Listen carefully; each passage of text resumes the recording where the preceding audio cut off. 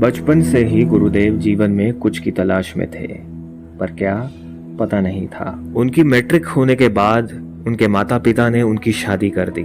अपनी शादी के पहले दिन से वे उस चीज की तलाश में घर से निकले जिसे वे खुद नहीं जानते थे। लगभग 4-5 वर्षों तक वे सभी धार्मिक स्थलों का भ्रमण करते रहे।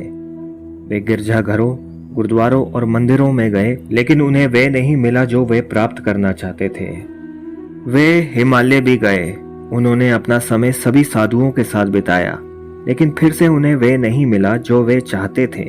4-5 वर्षों के बाद उन्होंने अमृतसर के पास संतोख सर नामक स्थान पर ध्यान करना शुरू किया। रात के 1:30 बजे वे वहीं बैठ जाते थे।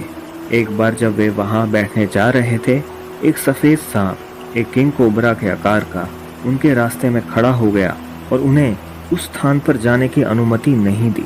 फिर गुरुजी ने उस सांप से कहा कि चाहे तुम मुझे काटो या कुछ भी करो, मुझे वहां ध्यान करने जाना है।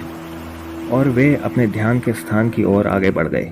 सांप ने उन्हें जाने दिया और फिर उन्हें एक दिव्य आवाज सुनाई दी कि जो कुछ भी आप प्राप्त करना चाहते हैं, आपको केवल आपके पारिवारिक जीवन में ही मिलेगा। फिर वे अपने घर लौट आए।